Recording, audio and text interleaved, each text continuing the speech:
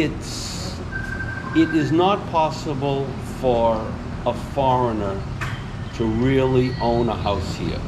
No matter what anyone says to you, the house is going to belong to a Filipino. Anything that you do to circumvent the law is against the law.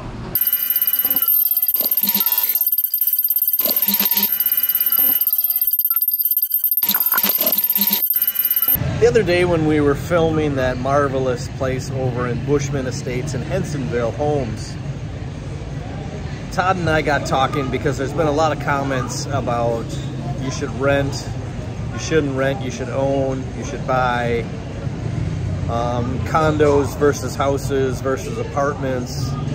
So in this vlog, I'm gonna just let Todd explain some of the loopholes and some of the stuff that goes along with condo units and houses and Filipino owned, and foreigners can only own 40%. So stay tuned, check this video out. Hopefully it's helpful, bring some insight. So there's been a lot of comments lately about people wondering about owning versus renting. And we show you a lot of rental properties. In fact, I don't think we show you anything for sale. Everyone first comes and says, I want to own, because the American way is own. But we are in a third world, a country that makes ownership hard and very limited here. Now, this particular complex is a great example. Okay, this complex has 9 units. It was originally built by a developer who wanted to sell condo units. These actually are all deeded in licensed condo units. He built it and sold 1 unit. That was it. Then a second owner came in and he thought he would live here forever. He was upstairs here, 2nd floor, and he was married Australian guy. That's why it is called Bushman's Retreat. He had young kids. I actually lived here then for about 7 years, and he never had any plans to go back to Australia. He sold out and went back to Australia. Then another owner came in, purchased the entire complex, and then he was here a few years. He planned upon being full-time Philippines. He's now back in Australia also, even though he has businesses here. And then it came in to our portfolio. But here comes a real potential red flag. Foreigners can only own 100% condominium units. There is 1 unit here that we don't own. It's owned by a German guy. He doesn't live here. He visits and uses it as a rental property.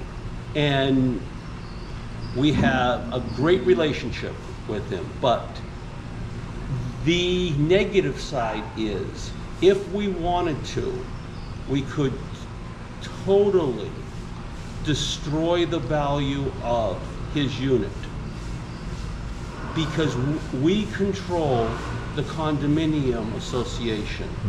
So I can set the condo association rate at anything that I possibly want.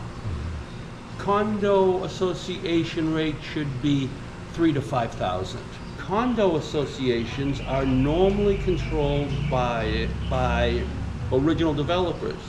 There is a very large condo development here in Angeles City that has multiple buildings, multiple units. Some of them are basic level units, some of them are really luxurious, but they have opted to allow everyone to have use of all the facilities. Well, if I've purchased a 8 million peso unit and in my building has a upgraded spa, an upgraded pool, and Chad, you're in a 2 million peso unit, you're coming over using my unit facilities, taxing those. So I've got all kinds of people in my pool. You've got no one into your pool, and there is no protections. I know that I rent because I like the flexibility. I didn't know if I was going to be here more than 2 years. I jumped around. It's been easy, 6-month leases. Right now I'm month to month. I could go in 30 days notice. I could move to Thailand. I could do everything. I have nothing holding me here. I don't know what a lot of people would prefer. They say that they'd rather own a condo than rent. I'm up in the air. Owning a condo is expensive because the condo associations can up the maintenance fees to almost anything. Candy Towers, when people first bought units, it was maybe 2,000, 2,500 pesos a month fee. Now the minimum fee is 8,000 for a studio, and I think 10,000 for a 1-bedroom, and 12 to 14,000 two bedrooms. So condos, you have issues with fees, and also owning them, you have to deal with your neighbors. Yes. If you get the neighbors from hell, yes, you have to sell your condo. Yes. Yes. If you're renting, you can just move. Yes. Renting gives you a lot of flexibility. Many people ask me, why are all your units furnished? Because in order to furnish out a unit right, you're going to spend 250,000 pesos. If you buy 250,000 pesos worth of stuff and you have moved, it's not right for the unit that you're now in. Right. So it is a lot of wasted extra money. The flexibility of paying 5,000 or 10,000 more onto a house, having it furnished, is well worth it.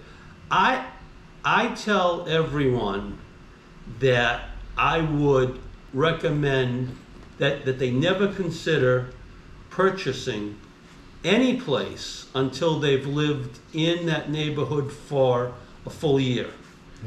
Because it may be great 10 months a year, you could be into a floodplain. I know properties here that flood out every single year in the high water. If you're looking at it in January, it's going to look great. If you're looking at it in August, you're going to be in a rowboat. Yeah. Right, right. And the neighbors, like when we moved into that first apartment, I had to have that Western style, nicer, something that I was more comfortable with, but we didn't know that there was construction going on next door. Maybe the landlord did know, but I was not made aware, or I saw the prettiness of the property rather than the nuisance of it, which eventually drove me out because I did not know that construction was going to happen every single day, 6 days a week, 8 to 5 p.m. That's the other side. There is zoning here, but there is not zoning here. Yeah. So you can have the perfect place, and all of a sudden, a 20-story building is going up next to you, and it'll be 200 construction workers for 2 or 3 years. Yes. If you rent, you say, Todd, Yep. I'm leaving. Yeah. And it becomes my problem to deal with. And most people, expats coming here, even if they have said, I have visited the Philippines for 20 years, a month a year, you know more than the first-time person coming here, but you really don't know what's going on. Renting gives you absolute flexibility. There was a comment about our Savannah house being 100,000 pesos a month. So someone said, at that rate, just buy it. If you could get a 10-year loan, which you can't, if you could steal the house for a low number, which would be around probably 15 million, you would be paying 200,000 plus pesos a month, plus fees, plus you have to insure it, plus you're responsible for all the maintenance, and you're locked in. At 100,000 a month, if you spend 2 years there, you've only put out 100,000 a month. If you bought it, you're going to wind up losing money between transfer fees, selling it, agents' fees. That brings me to the last thing that may not belong on this video, but a lot of people comment about the price of the properties, purchasing them. Also about renting prices. Philippines is not cheap like people think. Philippines is very reasonably priced for what you get. But the days of $100 a month housing, unless you want to literally live into a tin shack, are over. People saying, how can a property sell for 25 million, 30 million, 50 million? There is dual markets here.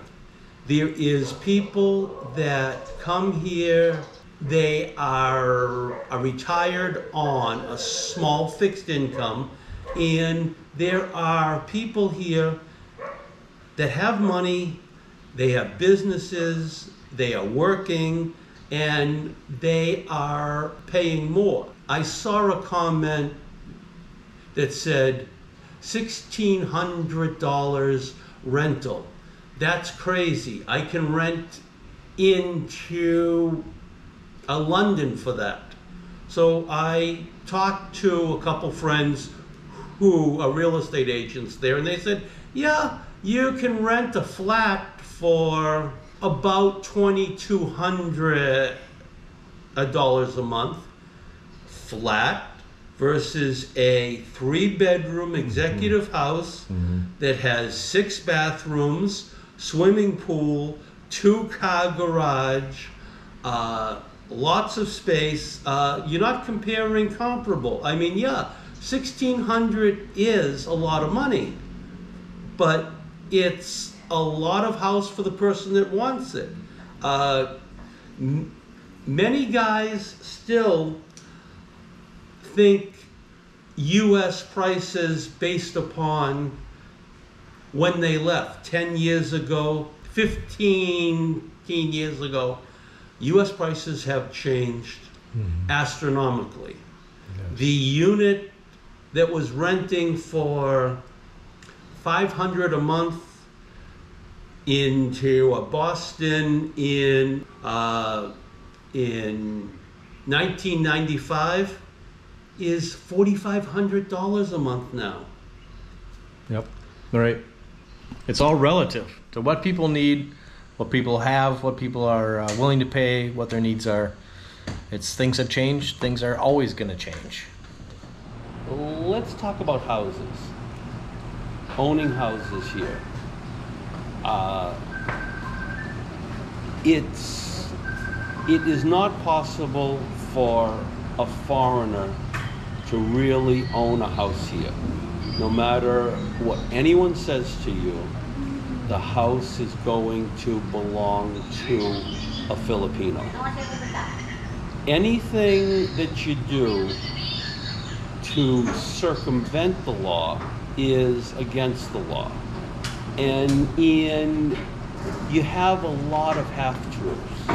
You have people say to you, well, just get a power of attorney and hold that open. But that's illegal. Under the rules, you have to pay the taxes and transfer the house within 30 days. Do many people keep things open for years? Absolutely. Have they been caught and or lost the properties? Absolutely. That's one way. The other way, people say, well, put the house in anyone's name and have them sign a deed, and you can transfer it to anyone else. But no one tells you that when you transfer it, you're gonna have to pay the seller's tax and the buyer's tax. Onto a house in Angeles City, you're looking at probably spending about $10,000 every time you want to transfer. So that way,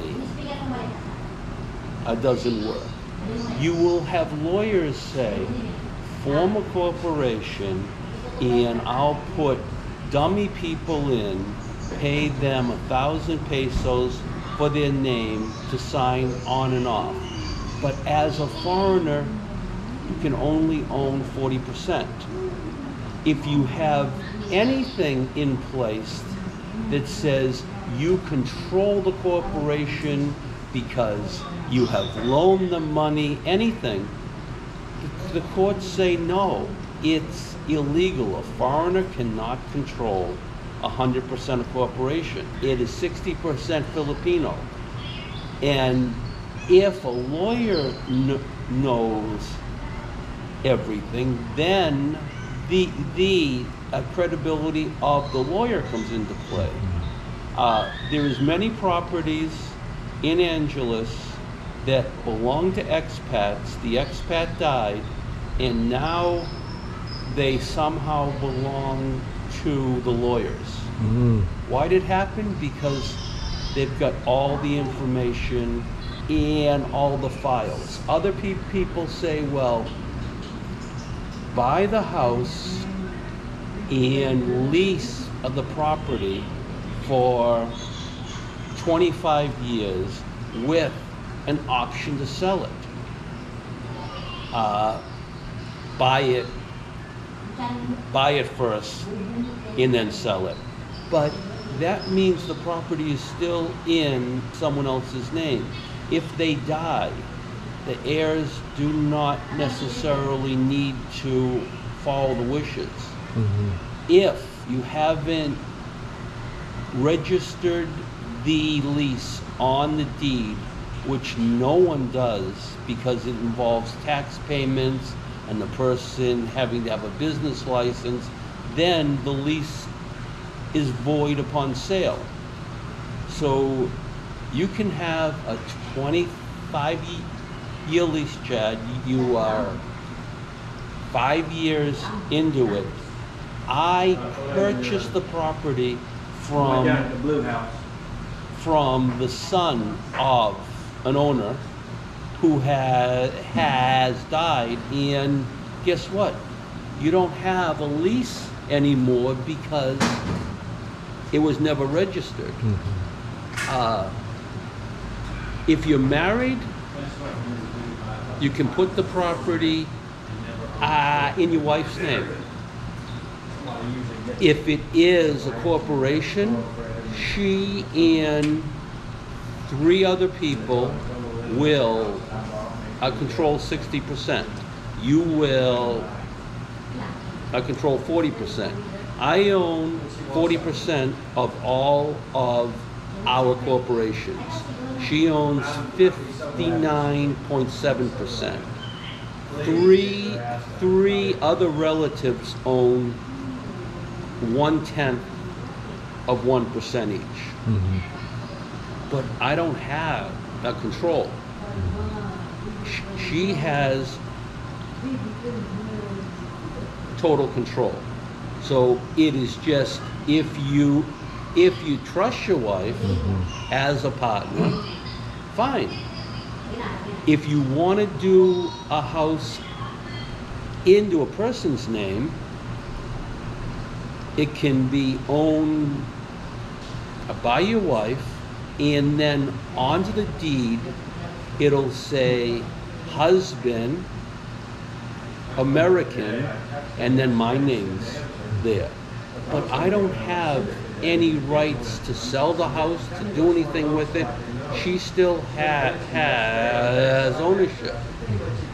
The other thing, touching back, if you have a corporation, you have to file taxes. You have to do an annual report.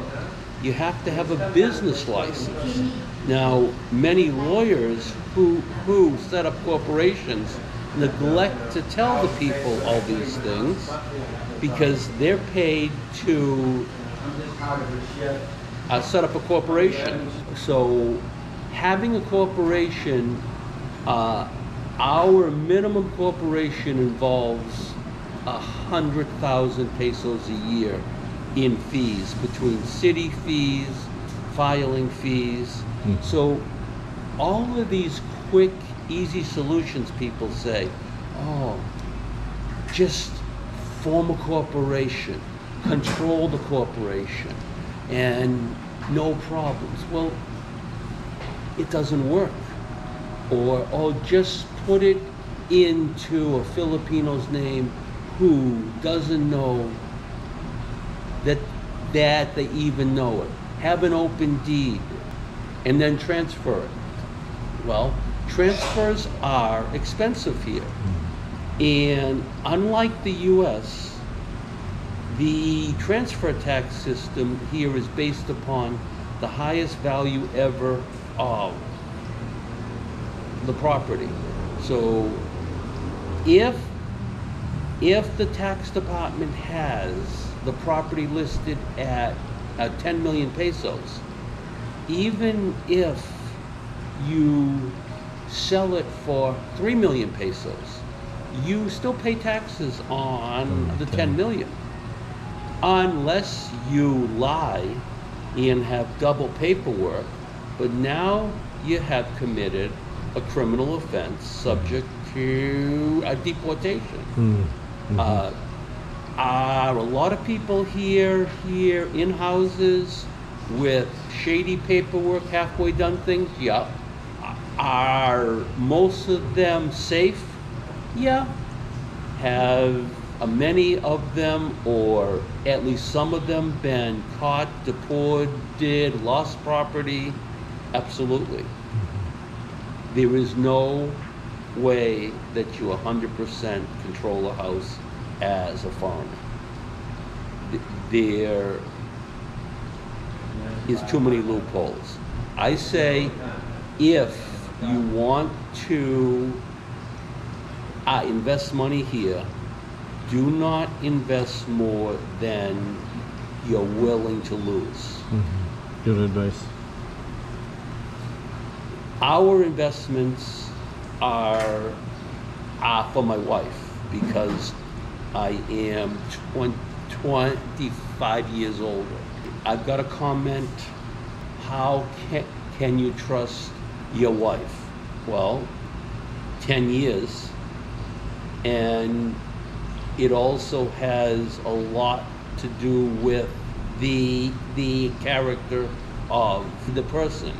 If I was living in a Manhattan, I would not go to Scores, find the featured dancer there and say, oh, let me put this property in your name. Philippines is a great place, but too many guys check their brain at the airport and just come in. Thank you very much.